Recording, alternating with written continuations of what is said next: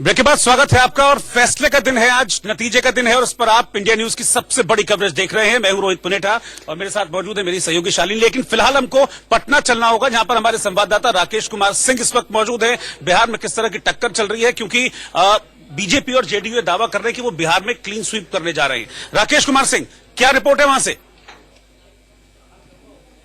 काफी बढ़त की ओर अग्रसर है और एक दृश्य है जेडीयू ऑफिस के बाहर का। यहाँ पर देख सकते हैं कि एनडीए के कार्यकर्ता यहाँ पर जहाँ ढोल नगाड़े बजाया जा रहा है, पटाखे की व्यवस्था है और यहाँ पर मिठाई की व्यवस्था की गई है। तो ये साफ तौर पर देख सकते हैं कि अभी परिणाम जो है अभी तक आया नहीं है, रुझान है, लेकिन यहाँ पर जो एनडीए के कार्यकर्ता हैं उत्साहित हैं। छोटू जी बताइए, अभी जो है रुझान है, आप शुरू अभी से ही आप उत्साहित हैं? मैं तो कल आपके चैनल पे ही देश और जनता और बिहार के मुख्यमंत्री जी, देश के प्रधानमंत्री जी को मैंने बधाई दे दिया था कि 301 से प्लस आपके चैनल में मैं देखा था।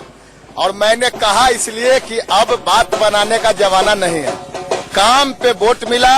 जिस तरह से देश के प्रधानमंत्री और हमारे राज्य के मुख्यमंत्री 24 घंटा में 18 घंटा काम करके बिहार और देश के बीमारू राज्य को विकसित राज्य बना के बिहार और देश का नाम राज्य से बाहर और विदेश में भी देश का नाम हो गया, इसी का परिणाम है कि विपक्ष आईसीयू में भर्ती हो गया। अब विपक्ष कहीं नहीं है, मैं तो पहले ही बोल दिया था। ये देख सकते हैं कि यहाँ पर जो है लड्डू और साथ ही साथ पटाखे की पूरी तौर पर जो है तैयारी है और अभी से ही ये दृश्य है जेडीयू। तो राकेश, क्या ये माने कि एनडीए की जीत में बिहार में आज दिवाली से भी ज्यादा बड़ा जश्न होने वाला है? दिवाली से बड़ा जश्न आज होगा क्या?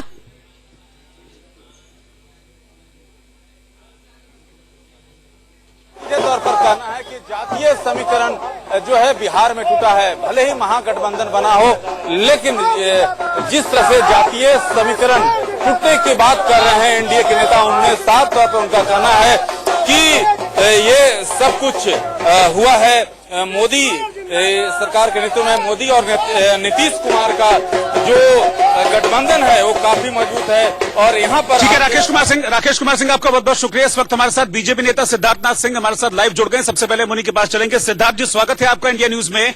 और अब मैं क्या कहूं, फिगर्स अपने आप सारी कहानी कह दे रही हैं। 325 अभी रुझानों में आपको दिखा रहा है। पिछली बार से बड़ी जीत इस बार एक्सपेक्ट कर रहे हैं?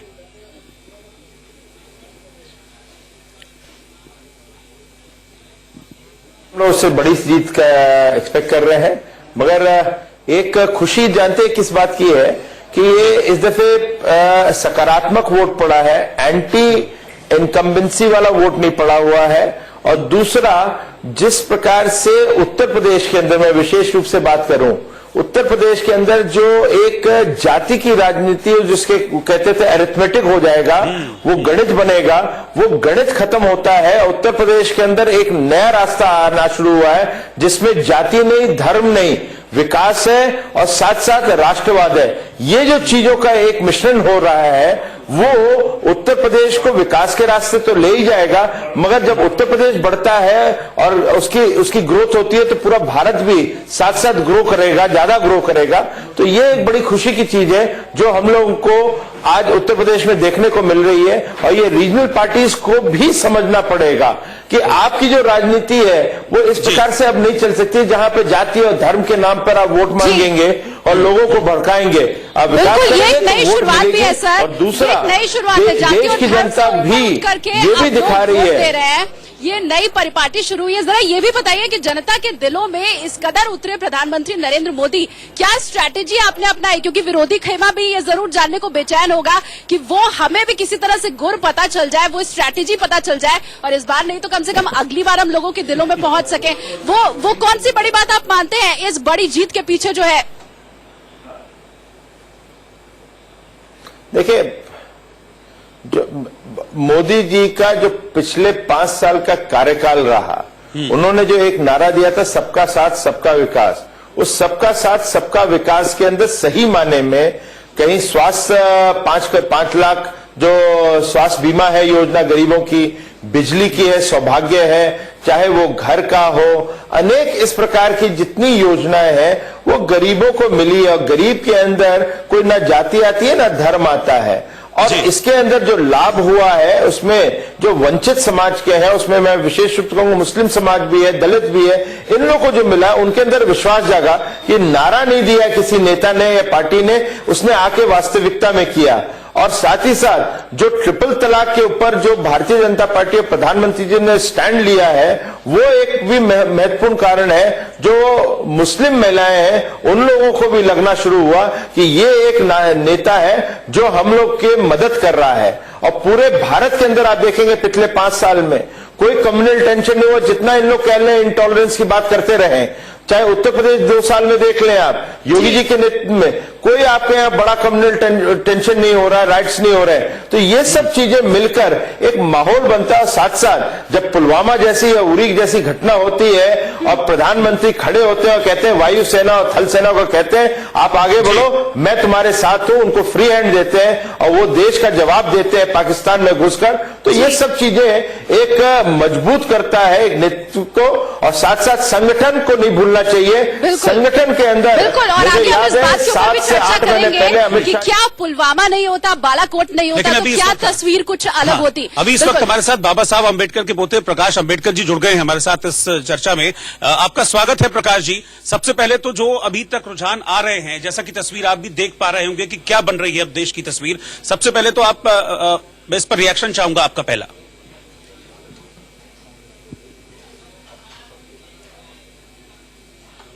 ये बीजेपी के साथ जाते हुए रुझान दिखाई दे रहे हैं जी, और राजनीतिक पार्टियों को तो ये रुझान स्वीकारना ही होगा जी। सवाल ये है इसमें कि इसमें विश्वासपात्रता आनी चाहिए, इतना ही खरी बात है। क्योंकि विरोधी दलों के माध्यम से जो है ईवीएम पे आक्षेप लिया गया। बीजेपी जब विरोधी पार्टी थी तो सुब्रमण्यम स्वामी के माध्यम से उन्होंने जो है पिटीशन सुप्रीम कोर्ट में डाली थी। सुब्रमण्यम स्वामी के पिटीशन के माध्यम से ही ये वीवीएम पैट आ गया है जी। अब इस पर भी लोग अपेक्षा ले रहे हैं। तो एक कहीं ना कहीं तो भी मैं समझता हूं कि ये जो लोगों ने रुझान दिया हुआ है, इसमें एक विश्वासता आने के लिए इसके बाद के सभी इलेक्शन जो है वो बैलेट से अगर होते हैं तो मैं समझता हूं कि ये चर्चा नहीं चलती रहेगी। नहीं तो ये मैं समझता हूं कि कहीं ना कहीं तो भी, यानी कि प्रकाश जी आप भी ये कह रहे हैं, आप भी ये कह रहे हैं कि विपक्ष जो लगातार ईवीएम को लेकर हमलावर हो रहा है, आप भी उस विपक्ष की इस राय के साथ हैं? मतलब मैं आपसे एक सवाल पूछता हूं, ये जो आपके घर में ओवन है, क्या ये ओवन अभी जो बेचता है वो ये नहीं कहता है कि आप 2 किलोमीटर रहने के बाद भी आपके घर में आप ओवन ऑन एंड ऑफ कर सकते हो? तो ये तो रिमोट कंट्रोल से होता है ना।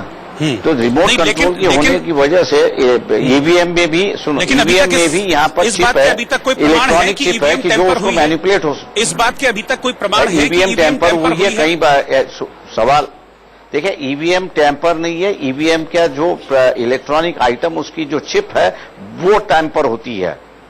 आप इस बात को मत भूलिए कि अमेरिका चुनाव आयुक्त ओपी रावत ने ये बहुत क्लियरली कहा है सर, पूर्व चुनाव आयुक्त ओपी रावत ने ये बहुत क्लियरली कहा है सवाल ऐसा है, ईवीएम टेम्पर नहीं हो सकती, हम उसमें छेड़छाड़ करने की कोशिश करेंगे तो वो फॉल्टी मोड में चली जाएगी और उसके बाद काम नहीं करेगी। मैं आपसे ये कहता हूं, कई इलेक्ट्रॉनिक विद्यार्थी है कि जो ये कह रहे हैं कि आप ईवीएम मशीन मत दीजिए, उस ईवीएम के अंदर जो इलेक्ट्रॉनिक आइटम डालते हैं वो दिखा दीजिए, हम उसको हम लोग मैनिपुलेट करते हैं। सर ये चीज मशीन मैनिपुलेट नहीं होती है, वो इलेक्ट्रॉनिक आइटम जो है वो मैनिपुलेट होता है। जब एसेंगे जैसे आदमी जो है, जो अमेरिका जैसे इतने बड़े देश की पूरी हैक कर सकते हैं, और हमारी ईवीएम में एक बहुत बेसिक, तो ये आपकी मशीन क्या है? चलिए, अनुराग ठाकुर जी भी इस वक्त जुड़े हैं। सर मैं बीच में रोकूंगी आपको। सर माफी चाहती हूँ, बीच में आपको रोकूंगी। अनुराग ठाकुर जी भी इस वक्त हमारे साथ जुड़े हैं। अनुराग जी, तस्वीरें तो खुद ही बयां कर रही है, भारी जीत मिल रही है इस वक्त बीजेपी और एनडीए को, लेकिन चूंकि ईवीएम का मुद्दा इस वक्त चल रहा है तो पहला सवाल आपसे यही होगा, क्योंकि तमाम विपक्षी दल पिछले कई वक्त से ईवीएम के ऊपर ही ठीकरा फोड़ है। इतनी बड़ी जीत जो इस वक्त मिल रही है, इतिहास जो इस वक्त एक बीजेपी लिख रही है, ईवीएम का उसके पीछे हाथ हो सकता है क्या? देखिए, पहली बात तो ये, मैं जनता का धन्यवाद करता हूं जिन्होंने मोदी जी की सरकार फिर एक बार बनाने के लिए जी बड़ा मतदान किया है, पक्ष में मतदान किया है। दूसरा, विपक्ष जो लोकतंत्र का अपमान कर रहा है, जनता का अपमान कर रहा है, ये शोभनीय नहीं है। देखिए, जनता ने वोट किया है मोदी जी के पक्ष में, और आप कहें कि ईवीएम की खराबी है। जब लोग बटन दबाते हैं तो सामने वीवीपैट पे दिखता है कि किसको आपने वोट दिया है। अगर आप ईवीएम से वीवीपैट तक भी आ गए, उसके बाद आप 3 राज्यों के चुनाव जीतने के बाद अब आप उसका विरोध करते हैं, तो मुझे लगता है इससे शर्मनाक बात विपक्ष के लिए कुछ नहीं होगी। उनको अपना भ्रष्टाचार, अपनी गलतियों के बारे में सोचना चाहिए कि किस तरह से उनका कैंपेन फेल हुआ है, उनका चेहरा जनता को पसंद नहीं है, उनका जो कमियां रही उसकी ओर वो देखें, ना कि अच्छा अनुराग, एक चीज जनता के ऊपर आरोप लगाएं। मुझे जी अनुराग, एक चीज और, आप 3 बार सांसद रह चुके हैं और चौथी बार इस बार फिर से आप कंपीट कर रहे हैं और आज रिजल्ट आ भी जाएगा। पिछली बार के वोटिंग पैटर्न में और इस बार के वोटिंग पैटर्न में आपको कुछ चेंजेस नजर आ रहे हैं कि आपको इस बार ऐसा लगता है कि देश की जनता ने देश के नाम पर वोट किया है, नेशनल इश्यूज पर वोट किया है, जो नेशनल सिक्योरिटी है उसको ध्यान में रखते हुए वोट किया है, बजाय इसके कि जैसे पहले वोटिंग पैटर्न रहता था कि कास्ट के नाम पे, क्रीड के नाम पे, धर्म, जाति, ये सब चीजें पीछे छूट गई हैं, ये दीवार टूटती हुई नजर आई है इस बार? निश्चित तौर पर मेरे ख्याल से जो 5-6% वोट ज्यादा पड़ा है हिमाचल प्रदेश में, वो तो साफ दिखाता है कि लोगों ने दिल खोलकर वोट किया है। पूरे देश भर में अगर आप देखें, लोगों ने राष्ट्रीय मुद्दों को लेकर वोट किया है कि किसके हाथों में देश सुरक्षित है। महंगाई कम की तो मोदी जी ने की, देश की अर्थव्यवस्था को आगे बढ़ाया तो मोदी जी ने बढ़ाया, सबका साथ सबका विकास करके सब जाति धर्म के लोगों को लेकर चले हैं। चाहे वो SC ST समाज हो तो उसके लिए भी बहुत कुछ किया है, वहीं पर स्वर्ण जातियों के गरीबों के 10% आरक्षण भी दिया, GST की सफल इंप्लीमेंटेशन भी की। तो वही नोटबंदी के बाद दुगना देश का जो रेवेन्यू है वो भी दुगना किया है। ये बड़े और कड़े निर्णय थे जो शायद कोई नेता लेने से पहले घबराता, लेकिन मोदी जी घबराए नहीं, देश के हित में निर्णय लिए जी। कहीं ना कहीं जनता ये भी मानती है कि हमें केवल लुभावने निर्णय नहीं चाहिए, जो हमारे बच्चों के लिए, आने वाली पीढ़ियों के लिए और आज के भारत के लिए महत्वपूर्ण निर्णय हो, वो लेने वाला व्यक्ति मिला है और साफ छवि का, जिसके आगे पीछे कोई कमाने वाला नहीं है, जो हमारे कोई पैसा खाकर नहीं जा रहा है, वैसे मोदी जी हमें मिले हैं। तो मुझे लगता है जनता, एक विकल्प नहीं था मोदी जी का कोई। आप देखिए, सिर्फ मोदी जी पूरे चुनाव कैंपेन में नजर आए, महागठबंधन ना इकट्ठा हो पाया, बिखरा नजर आया, ना एक चेहरा दे पाया, और ना ही चुनाव के बाद वो इकट्ठे हो पाए हैं। तो ये बिखरावट जो महागठबंधन की थी वो भी एक बड़ा कारण था, लेकिन दूसरी ओर मोदी जी की अपनी उपलब्धियां। अनुराग, ये जो तमाम आपने इस वक्त बातें गिनाई है, इन सब के अलावा क्या रणनीति बीजेपी की कांग्रेस से बहुत आगे है, ये भी हम मान करके चले? क्योंकि राहुल गांधी जब सामने आते हैं, चौकीदार शब्द का इस्तेमाल करते हैं, तो उस चौकीदार शब्द को किस तरह से आपने लपक लिया, किस तरह से तमाम बीजेपी के बड़े नेता मैं भी चौकीदार लिख दिया उन्होंने अपने नाम के आगे, और पूरे देश में तमाम लोगों ने अपने नाम के आगे चौकीदार शब्द को जोड़ा। तो क्या हम ये भी माने कि कांग्रेस से रणनीति के मामले में, जैसा कांग्रेस कहती है मार्केटिंग, तो क्या ये भी आपकी बहुत आगे है कांग्रेस से? पार्लियामेंट में नमो अगेन की टी-शर्ट पहन के आया, हुडी पहन के आया, तो 2 दिन के अंदर 20,000 लोगों ने वो ऑर्डर की थी हुडी। जब मैंने दिल्ली में ही अब की बार 400 पार का स्टिकर लगाया, सब लोग हंसते थे कि कहां 400 पार। आप देखिए 330-340 के आसपास आप पहुंच रहे हैं। ये फर्क है कि हमें अपने नेता में विश्वास है, कांग्रेस को नहीं है।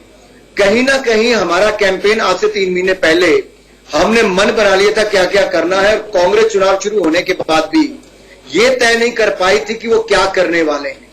न्याय स्कीम की बात राहुल गांधी जी ने कही, लेकिन वो जनता को क्या, अपने कार्यकर्ता को कन्विंस नहीं कर पाए कि इनका कार्यकर्ता ही कहीं पर न्याय स्कीम की बात नहीं करता था। जिन लोगों ने 55 साल 5 पीढ़ियों ने अन्याय किया हो, वो उनसे कोई न्याय की उम्मीद नहीं करता। मतलब आपका कन्विंसिंग पावर ज्यादा मजबूत है, ज्यादा अच्छा है निश्चित तौर पर, और मुझे लगता है आंकड़े भी ये दिखाते हैं। मैं इश्यूज पर आता हूं, अनुराग इश्यूज पर आता हूं। आपको क्या लगता है कि नेशनल सिक्योरिटी तो एक बहुत बड़ा इशू था ही था, लेकिन आपको क्या लगता है कि नेशनल लेवल पर, राष्ट्रीय स्तर पर ऐसी क्या चीजें बीजेपी की तरफ से रही जो एक आम आदमी के दिमाग में, कहूंगा कि घुस गई आम आदमी के दिमाग में? आपको क्या लगता है कि जिसने जो माइंडसेट है आम आदमी का वो पूरी तरह से बीजेपी की तरफ किया? क्या ऐसे आदमी का वो पूरी तरह से बीजेपी की तरफ किया? क्या ऐसे फैक्टर्स आपको लग रहे हैं? देखिए, दो अगर आप तुलना करेंगे, यूपीए की सरकार में मनमोहन सिंह जी प्रधानमंत्री थे लेकिन दिखते नहीं थे। कहीं ना कहीं और से उनका पूरा रिमोट से कंट्रोल होता था। मोदी जी के समय लगता था ये अपने आप लोगों के बीच में भी है, बड़े विषयों पर बात भी रखते हैं, और अजहर मसूद को अंतर्राष्ट्रीय आतंकवादी घोषित कराना 4 महीने में बहुत बड़ी बात थी। दुनिया भर के देशों को सर्जिकल स्ट्राइक, एयर स्ट्राइक के बाद भारत के पक्ष में खड़ा करना ये बहुत बड़ी बात थी। पाकिस्तान की बोलती बंद कराना, लोगों को लगा नहीं हम मोदी जी के साथ अपने आप को सुरक्षित महफूज करते हैं। सड़क 2 दिन लेट बन सकती है लेकिन सुरक्षित है तो सब कुछ है। वहीं दूसरी ओर अगर देश का खजाना कांग्रेस ने खाली किया तो मोदी जी ने खजाना दुगना भरा है। अगर हमारी 5% की विकास दर थी तो 7.25%। और सबसे बड़ी बात है कि आपको महंगाई जो कांग्रेस के समय सताती थी वो भाजपा के समय 12% से कम होकर 2.5% पर रह गई। तो आम आदमी तुलना करता था कि उसकी जेब पे भी कोई फर्क नहीं पड़ा, उसका पैसा बचा है। मोदी जी ने 2-2 हजार रुपया किसान के खाते में भी डाल दिया, देश को सुरक्षित भी रखा, सड़कें भी पहले से ज्यादा बननी शुरू हो गई। पंचायतों में 4वें वित्त आयोग में करोड़ों रुपए आकर खर्च हो रहे हैं, जो गांव में इतना पैसा कभी आता ही नहीं था। अगर आप इस चुनाव के बाद तुलना करेंगे तो आपको 5-6 चीजें नजर आएंगी। राष्ट्रीय सुरक्षा, किसानों का सम्मान और उनका ज्यादा इनकम बढ़ाना, जो पहले से वृद्धि हो रही है आहिस्ता आहिस्ता करके, और जिस तरह से हमने झूठे वायदे नहीं किए कि हम आपका कर्जा माफ कर देंगे, ठीक है, हमने सम्मान निधि से शुरू किया, अब उनका ब्याज माफी करने की बात कही, तो लोगों को लगता है प्रैक्टिकल बात है, हो सकती है। ठीक है, राज्यों में, मध्य प्रदेश, छत्तीसगढ़, राजस्थान में वो कर नहीं पाए। मोदी इस दौरान लगातार 5 साल वो पीएम रहे, लगातार ट्रेवल करते रहे, वो जहां भी जाते थे उनका एक कहते हैं ना कि ग्रैंड वेलकम होता था वहां पर। तो ये जो एक लार्जर देन लाइफ वाली जो छवि थी, इसका भी एक बहुत बड़ा इंपैक्ट आपको लग रहा है कि यहाँ हिंदुस्तान में लोगों को पड़ा? अगर आप पिछले 70 वर्ष के चुनाव देखें, दुनिया भर के चुनाव देखें, पर्सनैलिटी ड्रिवन चुनाव होता है, चाहे वो पंचायत का हो चाहे वो पार्लियामेंट का हो। इसलिए मुझे लगता है जब पीएम कैंडिडेट भी कोई देखता है तो कहीं ना कहीं उनकी छवि बहुत महत्व रखती है। इसलिए मैं कह रहा था कि मोदी जी की छवि के आगे कोई खड़ा नहीं हो पाया। उनका जो ऑरा है, ठीक है, उसके आगे सब बौने दिखे, उसके आगे सब बौने दिखे। और ये बड़ा कारण है कि ये जो ईमानदारी और बड़े निर्णय करने की छवि बनी। जी बिल्कुल, नरेंद्र मोदी के आगे सब बौने दिखाई दी, और उसी की तस्वीर इस वक्त आपकी टीवी स्क्रीन पर भी है, जहां एनडीए बहुत ज्यादा बढ़त, पिछली बार के मुकाबले बहुत ज्यादा बढ़त बनाती हुई दिखाई दे रही है। और इस बीच आपको एक बड़ी खबर भी हम बता दें, रुझानों के बाद राहुल गांधी से मिलने प्रियंका गांधी पहुंची हुई है उनके घर। बड़ी खबर इस वक्त की, प्रियंका गांधी भाई राहुल से मिलने पहुंची है राहुल गांधी के घर। रुझानों के बाद प्रियंका गांधी पहुंची राहुल गांधी के घर। चिंतन मनन पहले से ही शुरू हो गया है। हाँ, बड़ी बात यह है कि रुझानों में यूपीए को 100 सीटें भी नहीं मिल रही हैं, अभी जो दिखा रहा है। अमी याज्ञनिक इस वक्त हमारे साथ, कांग्रेस लीडर हमारे साथ जुड़ रहे हैं, हम उन्हीं के पास चलेंगे। अमी, ये बताइए, अभी तक के जो रुझान हैं वो ये कह रहे हैं कि यूपीए 100 सीटों से भी कम में सिमटता हुआ नजर आ रहा है। अब 11:30 हो गए हैं, तकरीबन 3.5 घंटे हो चुके हैं काउंटिंग होते हुए। क्या अब आप कहेंगे कहीं कमी रह गई? नहीं, हमें जरा अभी तो रुझान है, थोड़ा इंतजार करना चाहिए, फिर हम थोड़ा इंतजार हमें करना चाहिए। हाँ, पर जो जिस तरह से वो रिजल्ट बता रहे हैं, लगता है हमारी जितनी भी मैनिफेस्टो में हमने ग्राउंड रियलिटी और लोगों के प्रश्न उठाए थे, और उनके लिए जो हम बात बता रहे थे कि हम किसानों की बात करेंगे, हम बेरोजगारी खत्म करेंगे, हम एम्प्लॉयमेंट देंगे, नवयुवानों को रोजगार देंगे, हम एजुकेशन फ्री करेंगे, लगता है वो कैंपेन हम जो नीचे तक ले गए तो कैंपेन इतना जोर से पकड़ा नहीं। और ये और बीजेपी की जो बात आई भी, जो स्ट्राइक्स की राष्ट्रवाद थी, क्योंकि उनका नैरेटिव बदलता रहा, हर फेज में बदलता रहा। न तो उन्होंने रोजगारी की बात की, न तो उन्होंने एजुकेशन की बात की, न तो हेल्थ की बात की, न तो वुमेन सेफ्टी की बात की। लगता है कि हमारा कैंपेन एकदम नीचे लोगों तक आप लोग अपनी बात नहीं पहुंचा पाए।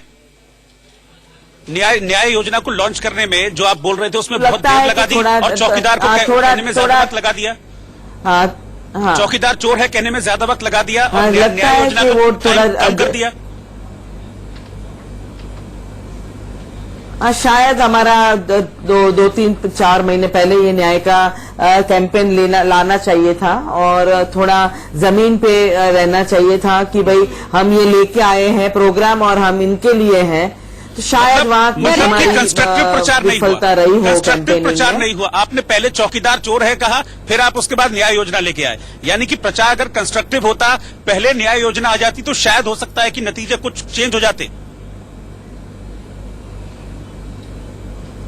नहीं, दोनों बात तो साथ में ही थी, क्योंकि जो बात चल रही थी राफेल की और उसके करप्शन की बात, वो तो काफी टाइम से चल रही थी, वो कोर्ट में भी मैटर गया था, हर जगह थी। पर न्याय की बात हम जरा थोड़ा जल्दी लाती, या तो नीचे तक ले जाते, शायद थोड़े उसमें हमारा डिले हो गया, या तो थोड़ा हम पहुंचा नहीं पाए। रवैया राहुल गांधी का बहुत ज्यादा आक्रामक रवैया नरेंद्र मोदी के ऊपर, क्या वो भी कहीं ना कहीं आपको चोट पहुंचाता हुआ नजर आ रहा है? क्योंकि जो उनके चाहने वाले थे और खासकर गए ये जो चोर शब्द था वो लोगों के दिलों में उतर गया था कि प्रधानमंत्री नरेंद्र मोदी के लिए इस शब्द का इस्तेमाल नहीं करना चाहिए था। हाँ, पीएम को आप कह रहे हैं। हाँ, और माफी भी मांगनी पड़ी बाद में राहुल गांधी को। तो क्या प्रधानमंत्री के खिलाफ बहुत ज्यादा आक्रामक होना आपके लिए नकारात्मक हो गया? नहीं है, वो अपनी जगह था, वो करप्शन का केस वो वैसे भी अभी चलता रहेगा और वो खत्म नहीं हुई है। वो केस की बात, वो करप्शन की बात, न तो वो घोटाले पे न तो प्राइम मिनिस्टर ने उस टाइम भी बात की, न तो पार्लियामेंट में जेपीसी करी, तो उसकी बात नहीं है। पर ये बात जरूर है कि नरेंद्र मोदी और बीजेपी ने कभी विकास की बात नहीं की, सबके साथ के सबका विकास की बात इस टाइम नहीं की। वो नैरेटिव सिर्फ बालाकोट पे था, सिर्फ राष्ट्रवाद पे था, फिर बदलता रहा हर फेज में। अगर नहीं की तो ये चीज आप लोगों तक पहुंचा नहीं पाए ना, यानी कि एक मजबूत विपक्ष की भूमिका आप नहीं निभा पाए, एक बेहद कमजोर विपक्ष आप लोग साबित हुए। क्योंकि विपक्ष का क्या काम होता है? सरकार की कमियों को लेकर जनता के बीच जाना। आप लोग नहीं जा पाए, इसका मतलब आप यहां बता रहे हैं मुझे, आप जनता के बीच नहीं पहुंचा पाए इस मैसेज को। प्रश्न उठाए इस 5 साल में एज अ विपक्ष, एज एन ऑपोजिशन। ये तो इतनी हमारी कम सीटें थी 44, फिर भी हमने इतनी लड़ाई दी है। हम सारे मुद्दों को वो भटकाना चाहते थे, फिर भी हम लाते रहे, ये मुद्दों पे हमने बात करते रहे। हमारे जिसे विपक्ष एमी जी, इस वक्त तस्वीरें हम दिखा रहे हैं। हमारा देश ऐसा है जहां मां का स्थान सबसे ऊंचा रखा गया है। प्रधानमंत्री नरेंद्र मोदी की मां इस वक्त लोगों के बीच पहुंची है। हम तस्वीरें दिखा रहे हैं किस तरह से हाथ जोड़ करके वो लोगों का अभिवादन कर रही है, जनता के बीच पहुंची और उन्हें देखने के लिए भी जाहिर सी बात है बहुत उत्साह लोगों के बीच में रहेगा। और हमेशा हमने देखा है कि जब भी कोई बड़ा काम करने प्रधानमंत्री नरेंद्र मोदी निकलते हैं तो अपनी मां का आशीर्वाद जरूर लेते हैं। तो ये उस मां का आशीर्वाद भी है। उनके चेहरे की खुशी बता रही है कि अपने बेटे की कामयाबी पे वो खुश हैं। और हमने तस्वीरें भी दिखाई थी, प्रधानमंत्री नरेंद्र मोदी की माताजी की तस्वीरें थी। और ये देखिए, फिर से हम आपको तस्वीरें दिखा रहे हैं। अपने घर से बाहर निकल कर आई, उनके कुछ संबंधी हैं वो उनको घर से बाहर लेकर आए। और ऑब्वियस सी बात है कि इस वक्त वहां अच्छी खासी भीड़ वहां पर मौजूद होगी। सभी लोगों ये जीत बहुत ऐतिहासिक है। मैं लेना चाहूंगा जी कि राहुल गांधी को जिस तरीके से प्रमोट किया गया था और कहा गया था कि राहुल गांधी कांग्रेस की तस्वीर बदलेंगे, और जब आज कांग्रेस इस पोजीशन पे आ गई है कि अब कोई बड़ा अस्तित्व तो नहीं बना पाई, ऐसी स्थिति में क्या राहुल गांधी इस्तीफा देंगे? एमी जी, अगर आप सुन पा रही हैं तो सवाल सीधा सा यही है कि यही सीधा सा सवाल है कि राहुल गांधी के अध्यक्ष बनने के बाद ये पहला लोकसभा चुनाव था और अब इसके बाद क्या उनके नेतृत्व क्षमता के ऊपर प्रश्न चिन्ह नहीं लगेगा?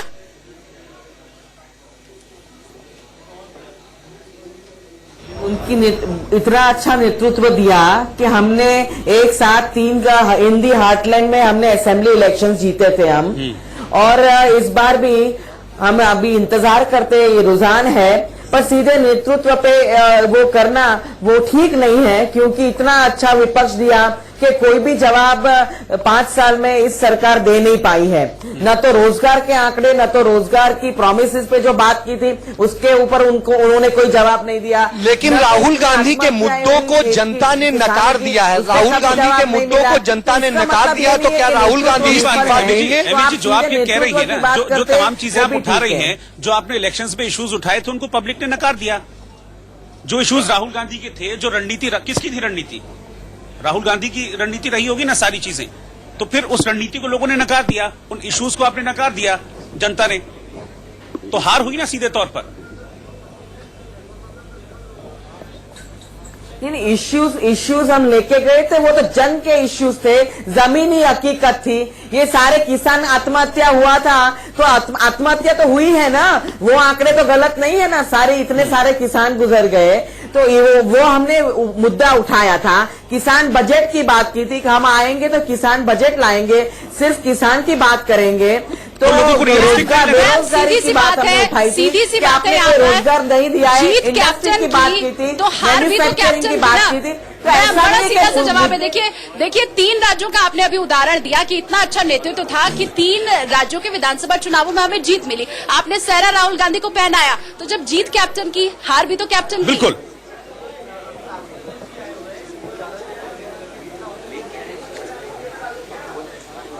कि जब जनता के मुद्दे उठाते और जनता हमें साथ नहीं देती, वोट नहीं देती, तो जनता का वर्डिक्ट सर आंखों पे होता है। पर आप ऐसे नहीं कह सकते कि हमने मुद्दे नहीं उठाए, हमने सारे जनता के मुद्दे उठाए, हमने जनता के मुद्दे लेके हमने उनको घेरा, इस विपक्ष का काम किया कि आप ये कहते थे पर आपने नहीं किया। तो ये बातें हम ले तो जरूर गए थे, पर अगर जनता ने वोट बीजेपी को दिया है, मोदी जी को दिया है, तो उनका वर्डिक्ट सर आंखों पे है। जनता जनार्दन सब कुछ होती है, उनके लिए तो होती है पार्टियां।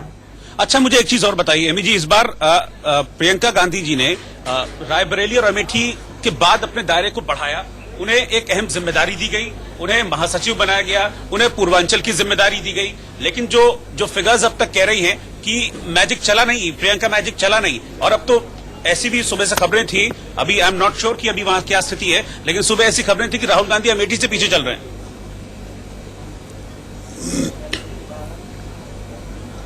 नहीं, हमें ये तो रुझान है, हमें इंतजार करना चाहिए।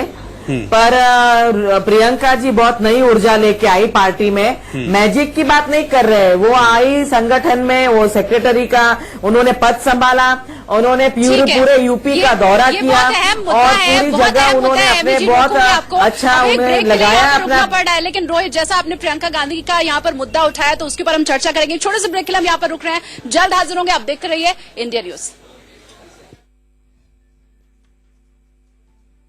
मैं चाहता ਸੀਗਾ ਮੋਦੀ ਜੀ ਆਣ, ਉਹਦੇ ਕਰਕੇ ਮੈਂ ਆਇਆ ਸੀਗਾ, ਉਹਨਾਂ ਦਾ ਜਿੱਤਣਾ ਬਹੁਤ ਜ਼ਰੂਰੀ ਸੀ।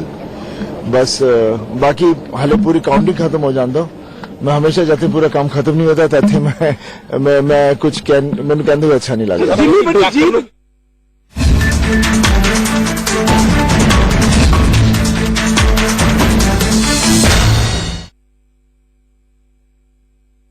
पानी पिलाना पुण्य का काम है, और जब पता चले ये आम